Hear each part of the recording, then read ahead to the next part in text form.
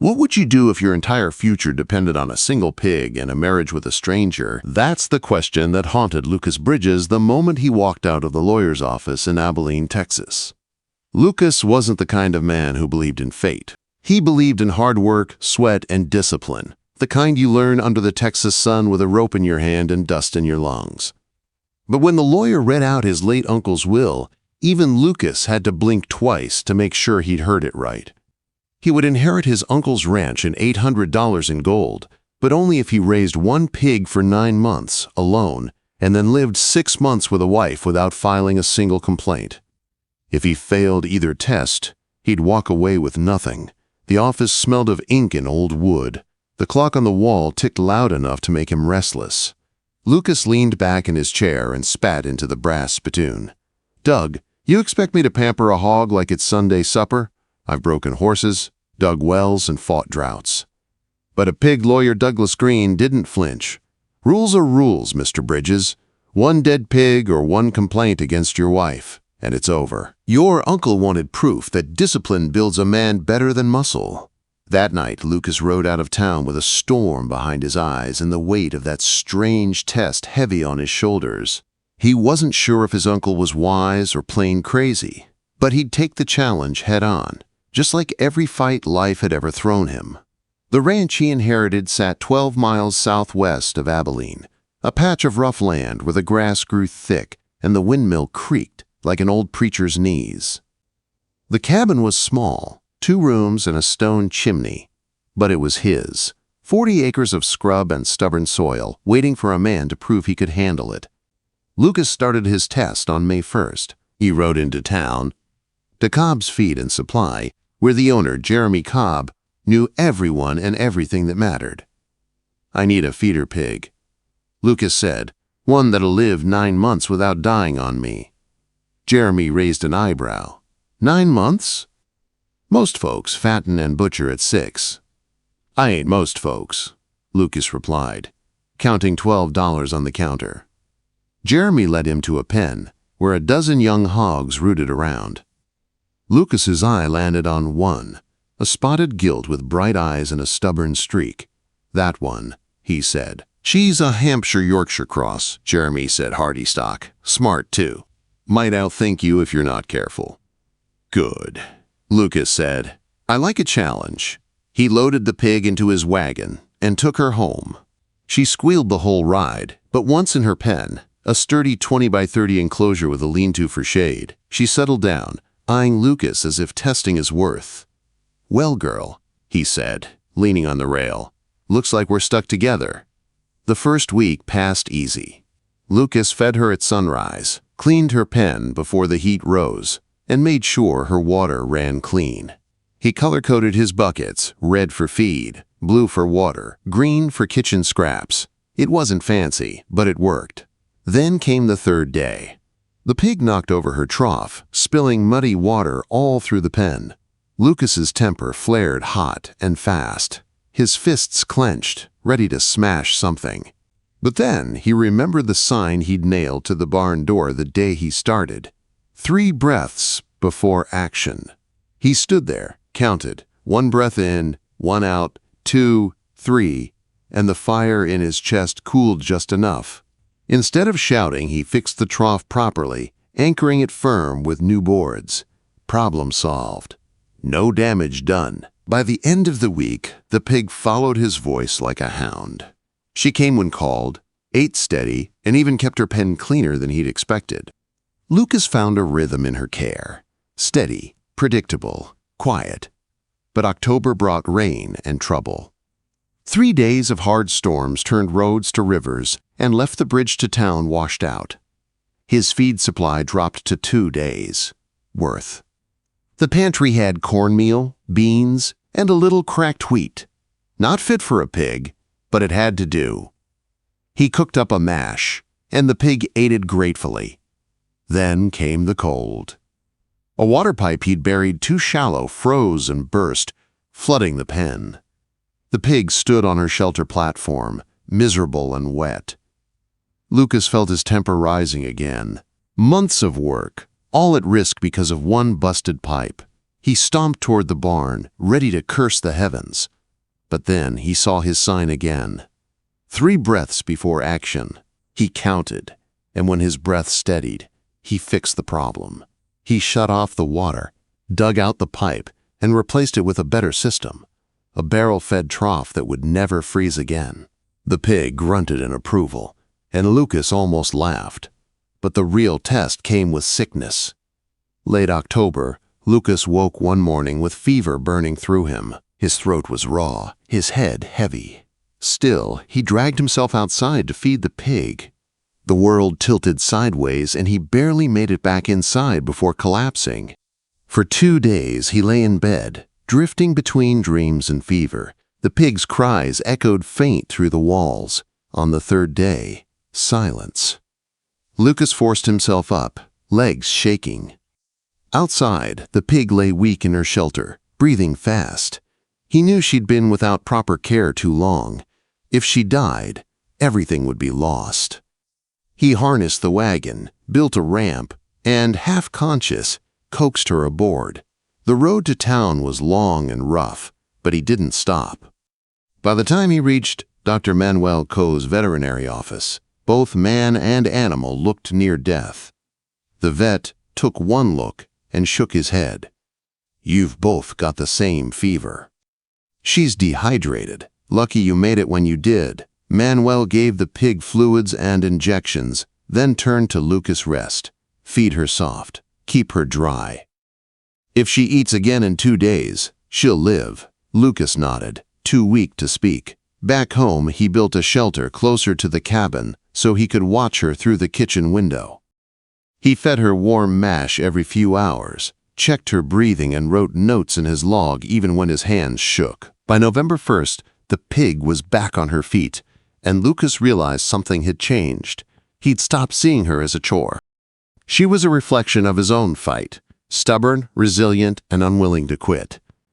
9 months still stretched ahead, but Lucas had learned one thing for certain. Discipline could tame even the wildest temper. And he would need every ounce of it for what came next. Because the second test wasn't about livestock, it was about love. When a man can raise a pig alone and come out better for it, he starts thinking maybe he can handle anything. But Lucas Bridges soon learned that marriage wasn't anything like ranch work. By the time he finished the 9 months with the pig, his hands were steady, his temper calm, and his mind sharp.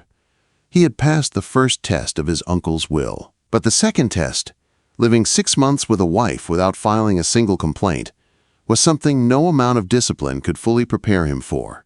Lucas knew that life didn't hand out miracles. A wife wouldn't fall from the sky. He would have to find one.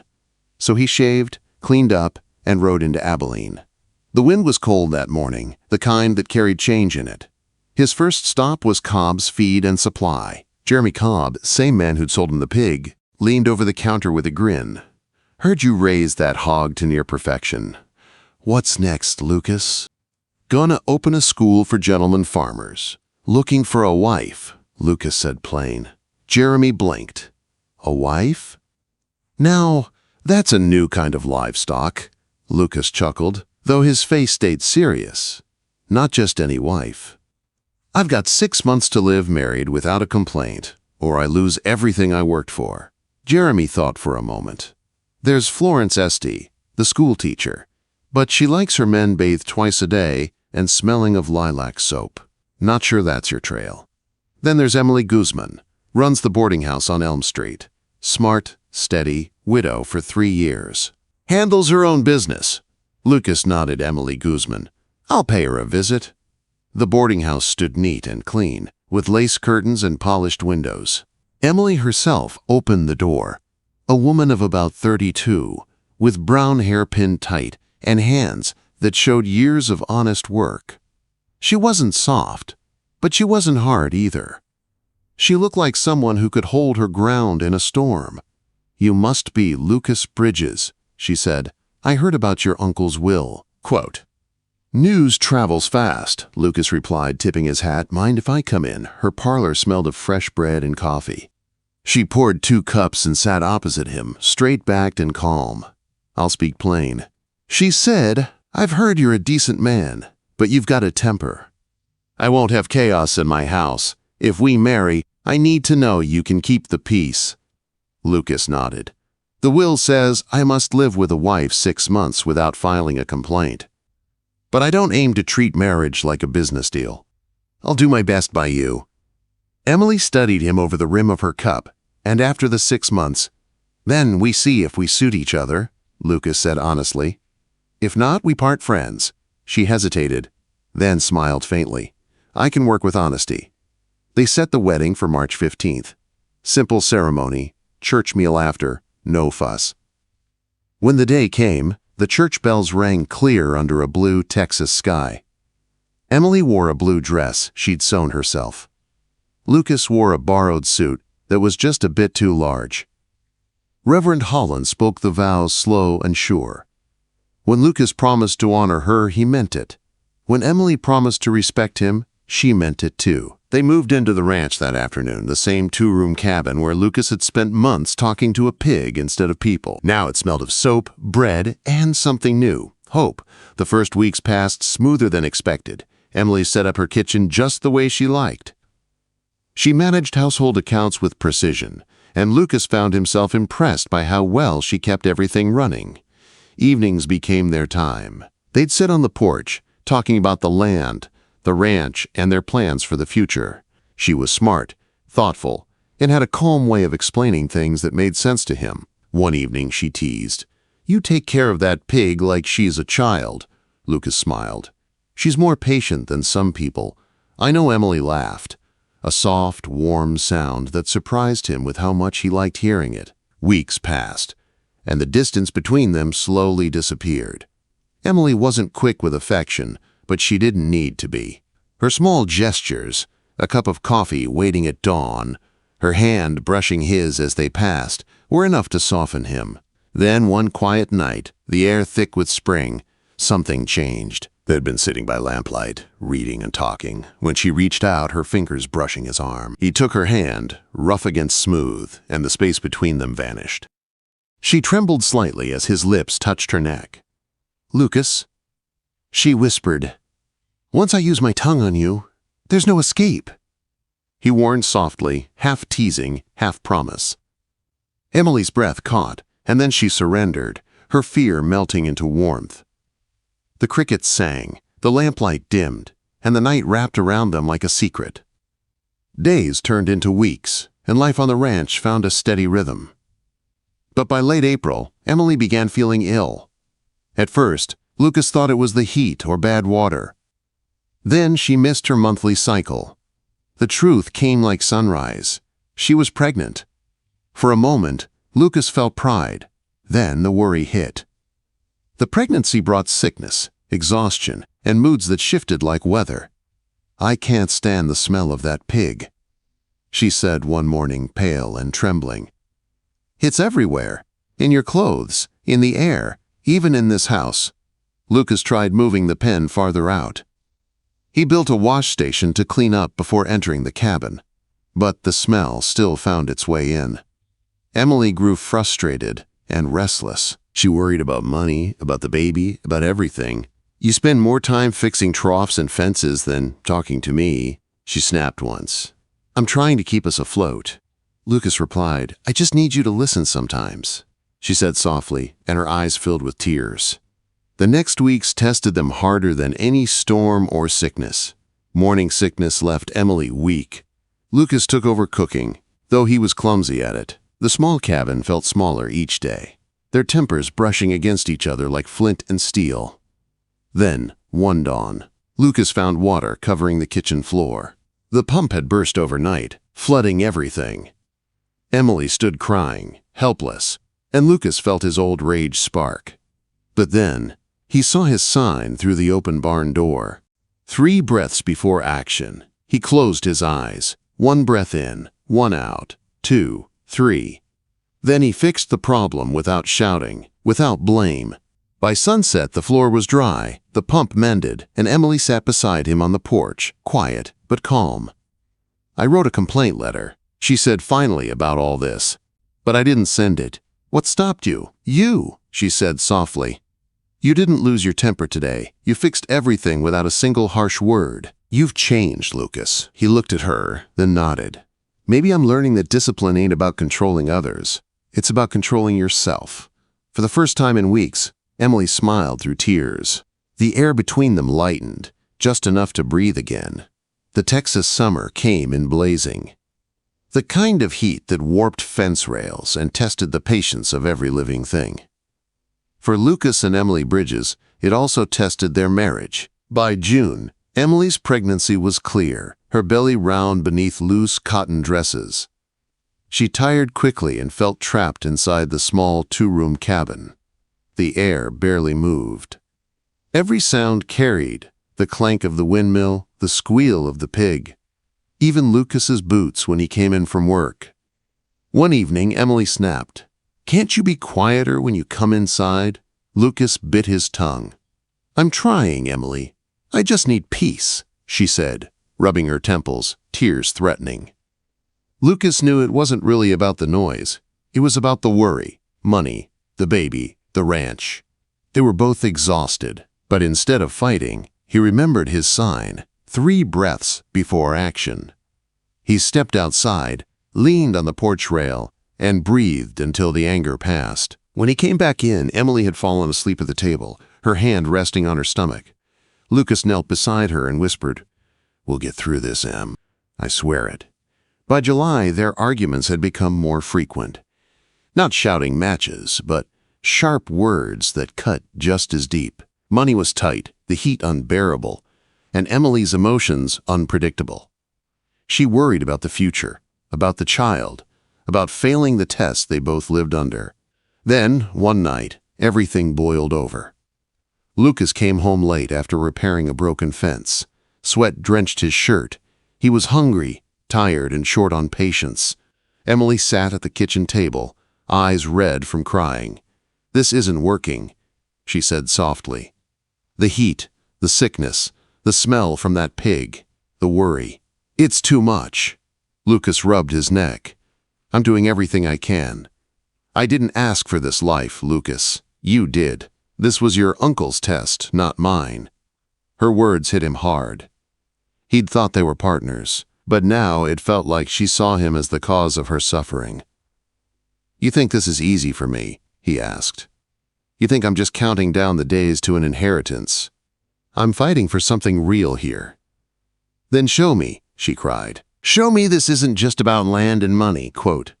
For a long moment, neither spoke. The letter of complaint sat on the table again, the ink fresh, unsigned but ready. One stroke of her pen, and it would all be over. Lucas turned and walked out into the night. The stars above were sharp and bright. The barn stood silent except for the sound of the pig shifting in her pen. He stared at the old sign on the door. 3 breaths before action. He breathed, slow and deep, until the heat in his chest cooled. When he returned to the house, Emily was still crying. He knelt beside her. "You're right," he said quietly. "This was my burden, not yours. I should have seen how much it was hurting you." She looked up, tears streaking her face. "I almost signed it, Lucas." "I know what stopped me." He took her hand, placing it over her stomach. The baby Emily's sobs softened. "I don't want to fail you." "You won't," he said. "We'll make a plan, like I did with the pig. Systems, routines. We'll fix this together." That night, they stayed up making lists, simple, practical plans for surviving the months ahead. A new morning routine, a clearer budget, shared chores, and one rule Emily insisted on: no decisions made in anger. It wasn't romantic, but it worked. August passed slower than any month before. Their systems gave structure where emotions once ruled. Lucas cooked simple meals Emily could stomach. She rested more, worried less. Every Sunday, they'd sit on the porch, review their expenses, and talk about the baby's arrival. Some nights, when the air cooled, Lucas would hum old trail songs while Emily rested her head on his shoulder. There was no need for words. The quiet between them had grown peaceful again. By October, the baby came, a healthy boy with lungs strong enough to rattle the windows. Emily wept as she held him. Lucas had never seen anything more perfect. They named him Byron. For the first time, Lucas felt something beyond pride. He felt peace. The kind that doesn't come from winning or inheriting, but from surviving together. 2 weeks later, Lucas rode to Abilene to meet Douglas Green, the lawyer. The same brass clock ticked on the shelf as before. Douglas flipped through Lucas's records. 9 months with the pig. 6 months of marriage. Not a single complaint filed. Lucas nodded. "We made it." Douglas smiled faintly. "Your uncle believed that a man who could control his temper could build a life worth living. I'd say you proved him right." When Lucas left the office, he owned 40 acres, a barn, a cabin, and $800 in gold. But what mattered more was waiting for him back home. A wife who believed in him, and a son who depended on him. Years passed, and the Bridges ranch grew. Lucas expanded the land, built a proper well, and started a small herd of cattle. Emily ran the house with calm precision, just as she once ran her boarding home. Their systems turned into traditions, and their discipline became love.